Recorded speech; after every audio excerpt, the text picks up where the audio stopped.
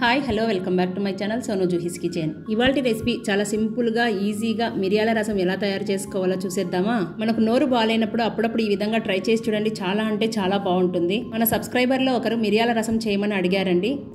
ముందుగా స్టవ్ మీద గిన్నెను పెట్టుకొని బాగా ఎర్రగా పండిన టమాటాలను తీసుకొని ముక్కలుగా కట్ చేసుకొని వేసుకోవాలి.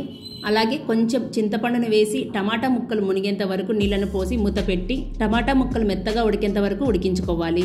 అవి ఉడికేలోపు మరో బర్నర్ మీద కడాయిని పెట్టుకొని కాస్తంత ఆయిల్ని పోసి 2 టేబుల్ స్పూన్ కందిపప్పును వేసి లైట్ గోల్డెన్ కలర్ వచ్చేంత వరకు వేయించుకోవాలి.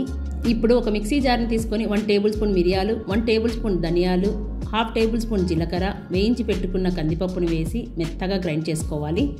ఇలా గ్రైండ్ చేసుకున్న వాటిలోకి 10-12 వెల్లుల్లి పొట్టుతో సహా వేసుకొని జస్ట్ ఒక్కసారి అలా తిప్పి ఆఫ్ చేయండి.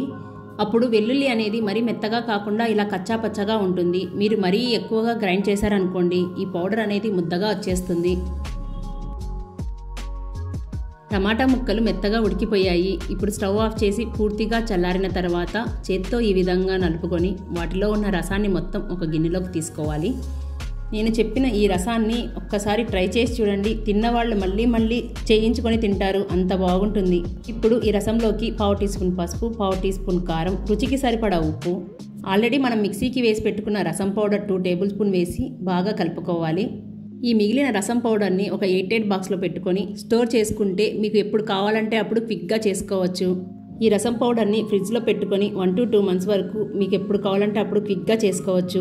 ఇప్పుడు స్టవ్ మీద గిన్నెలు పెట్టుకొని 2 టేబుల్ స్పూన్ ఆయిల్ని వేసి 1/2 టీ స్పూన్ ఆవాలు, 1/2 టీ స్పూన్ జీలకర్ర, 5 కచ్చాపచ్చగా దంచిన వెల్లుల్లి, సన్నగా కట్ చేసుకున్న ఉల్లిపాయ ముక్కల్ని వేసి అలాగే 2 ఎండుమిర్చి ఇలా తుంచి వేసుకోండి. ఇవన్నీ 1 నిమిషం పాటు వేగిన తర్వాత 2 రెమ్మల కరివేపాకును వేసి ముందుగా మనం తీసి పెట్టుకున్న రసాన్ని వేసుకొని ఒక్కసారిగా బాగా కలుపుకొని ఉప్పు సరిపోయిందా లేదా అనేది ఈ టైంలో చెక్ చేసుకోండి. సరిపోకపోతే ఈ టైంలో ఉప్పు వేసుకొని మూత పెట్టి ఫ్లేమ్ని మీడియం ఫ్లేమ్లో పెట్టుకొని ఒక పొంగు వచ్చేంత వరకు కుక్ చేసుకోవాలి. రసం ఇలా బాగా మసులుతున్నప్పుడు సన్నగా కట్ చేసి పెట్టుకున్న గుప్పెడు కొత్తిమీరను వేసి మొత్తం ఒకసారి కలుపుకొని మూత పెట్టి ఒక 2 నిమిషాలు మగ్గనిస్తే సరిపోతుంది. అంతేనండి, ఎంత సింపుల్గా చేసుకోవచ్చో ఈ రసాన్ని మీరు కూడా ఇంట్లో ఈ విధంగా ట్రై చేసి చూడండి, చాలా అంటే చాలా బాగుంటుంది. సో ఫ్రెండ్స్, ఇవాల్టి వీడియో మీకు నచ్చిందనే అనుకుంటున్నాను. ఇలాంటివి మరెన్నో మంచి మంచి రెసిపీస్ కోసం సోను జూహీస్ కిచెన్ని సబ్స్క్రైబ్ చేసుకోండి. మీ ఫ్రెండ్స్ రిలేటివ్స్కి షేర్ చేయండి, లైక్ చేయండి. మీ ఫీడ్బ్యాక్ని కామెంట్ రూపంలో నాకు తెలియజేయండి. మరిన్ని సింపుల్ అండ్ టేస్టీ రెసిపీస్ కోసం సోను జూహీస్ కిచెన్ని సబ్స్క్రైబ్ చేసుకోండి. Thank you for watching.